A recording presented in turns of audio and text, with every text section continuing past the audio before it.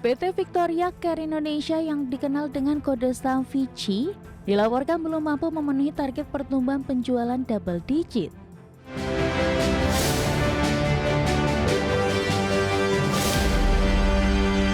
Pemirsa, emiten kosmetik dan produk perawatan tubuh PT Victoria Care Indonesia Tbk yang dikenal dengan kode saham VICI dilaporkan belum mampu memenuhi target pertumbuhan penjualan double digit yang telah ditetapkan oleh manajemen perusahaan.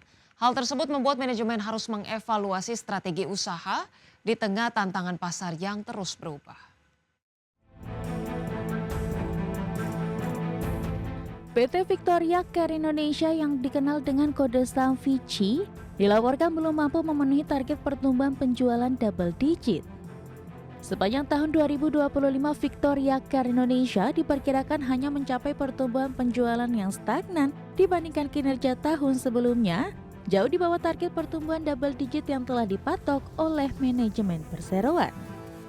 Kondisi ini dinilai menjadi salah satu faktor utama mengapa target tidak tercapai, terutama di tengah persaingan industri kosmetik dan tekanan pasar yang semakin ketat. Manajemen menyebut kondisi perekonomian yang kurang mendukung, termasuk daya beli konsumen yang lemah serta beban operasional yang meningkat, menjadi tantangan signifikan bagi perusahaan. Tantangan ini dinilai turut membatasi kemampuan VICI dalam menggenjot penjualan dan margin keuntungan pada periode laporan, sehingga strategi yang sebelumnya direncanakan perlu direvisi untuk menghadapi realitas pasar. Sebagai respon terhadap pencapaian yang kurang memuaskan, perseroan kini melakukan peninjauan kembali terhadap target kinerja yang telah disiapkan dan menunda sejumlah rencana ekspansi besar seperti pembangunan fasilitas pabrik baru. Langkah ini diambil dengan pertimbangan kehati-hatian untuk menjaga stabilitas usaha dan efisiensi operasional di tengah dinamika pasar yang masih penuh tantangan.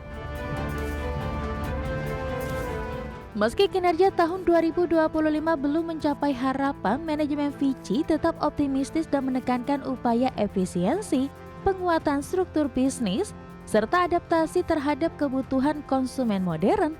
Perseroan berharap langkah-langkah strategis ini akan membantu mengatasi volatilitas pasar dan kembali meningkatkan kinerja di tahun 2026 seiring pemulihan ekonomi global dan perbaikan daya beli masyarakat.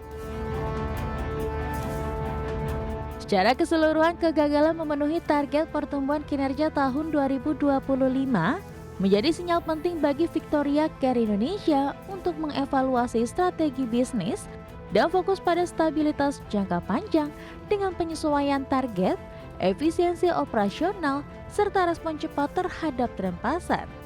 Perusahaan berharap dapat menata kembali pertumbuhan di tahun yang akan datang, tetap relevan di industri kosmetik yang kompetitif dan dinamis. Berbagai sumber, IDX Channel. PT Forekopi Indonesia Tbk atau Forecavi telah merealisasikan sebagian dana hasil penawaran umum perdana saham atau IPO. Hingga akhir Desember 2025, serapan dana IPO perseroan mencapai lebih dari 101 miliar rupiah. PT Forekopi Indonesia Tbk atau Forecovi telah merealisasikan sebagian dana hasil penawaran umum perdana saham atau IPO. Berdasarkan keterbukaan informasi Bursa Efek Indonesia, Forecovi telah menyerap dana IPO sebesar 101,84 miliar atau sekitar 30% dari total dana yang dihimpun. Sebagian besar dana digunakan untuk membuka outlet kopi baru dengan nilai lebih dari 100 miliar rupiah. Selain itu, perseroan juga menyetor modal ke anak usaha PT Cipta Favorit Indonesia untuk pengembangan bisnis donat. Dengan realisasi tersebut, Forecovi masih memiliki sisa dana IPO sebesar 235,35 miliar rupiah.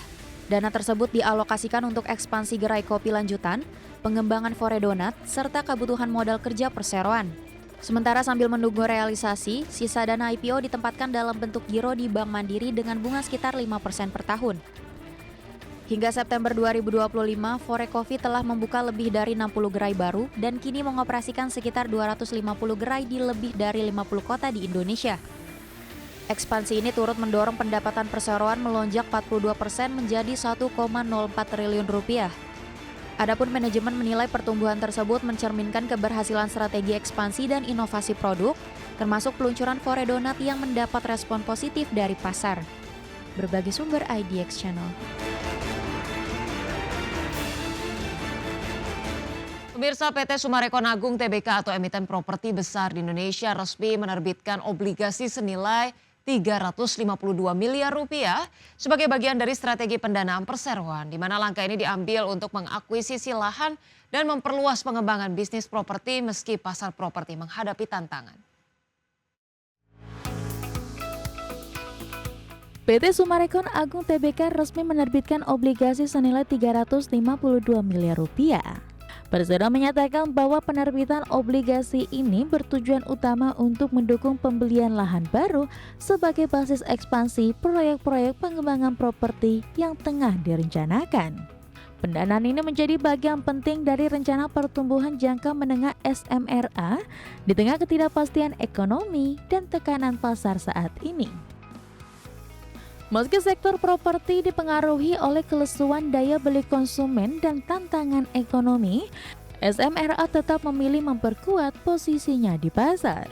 Strategi penerbitan obligasi ini juga mencerminkan keyakinan perseroan terhadap prospek jangka panjang, termasuk merespon insentif pajak pembelian properti yang diperpanjang pemerintah sepanjang 2026. Kebijakan ini diharapkan menstimulus penjualan rumah tapak dan apartemen. Manajemen SMRA menekankan bahwa obligasi ini memperkuat modal kerja perusahaan untuk mengakuisisi aset strategis yang akan menjadi pondasi peluncuran proyek-proyek baru. Di antaranya pengembangan lahan komersial dan residensial yang diperkirakan dapat meningkatkan nilai bisnis perseroan dan memberikan ruang kompetitif di pasar properti nasional. Walau menghadapi tekanan ekonomi dan daya beli masyarakat yang belum sepenuhnya pulih, SMRA menunjukkan komitmen untuk tetap berinvestasi dalam pertumbuhan. Keputusan menerbitkan obligasi ini memberi sinyal bahwa perusahaan percaya pada pemulihan industri properti dan mampu memanfaatkan peluang kebijakan pemerintah serta permintaan pasar yang potensial di masa depan. Berbagai sumber IDX Channel. Ya baik pemirsa, kita akan melihat bagaimana sejauh ini IHSG bergerak. Kita akan laporkan ataupun sampaikan IHSG pada penutupan perdagangan sesi 1 hari ini pemirsa pada tanggal 15 Januari. Terpantau IHSG menguat 0,16% atau menguat 14 poin ke 9.046,8. Sempat menyentuh level tertingginya di 9.100,8, level terendah di 9.040,9 dan 351 saham menguat. 327 saham melemah dan 122 saham mengalami stagnan. Kemudian pemirsa kita juga sampaikan informasi terkait saham-saham yang menjadi top gainers pada penutupan sesi 1 siang hari ini. Ada BBRI yang melesat 2,4%, kemudian disusul BMRI dengan penguatan 3,8%, Bufa menguat 11,7%, MBMA menguat 1,9%. Sementara itu top losers pemirsa ada Bumi dengan pelemahan 2,8%, kemudian Tins melemah 2,2%, Dewa melemah 1,3%, dan Archie melemah 3,5%. Dari pergerakan sektoral pemirsa penguatan dipimpin oleh konsumsi non primer dengan penguatan 1,5%, keuangan menguat 0,9%, industri melemah 2,2%, dan barang baku melemah 1,09%.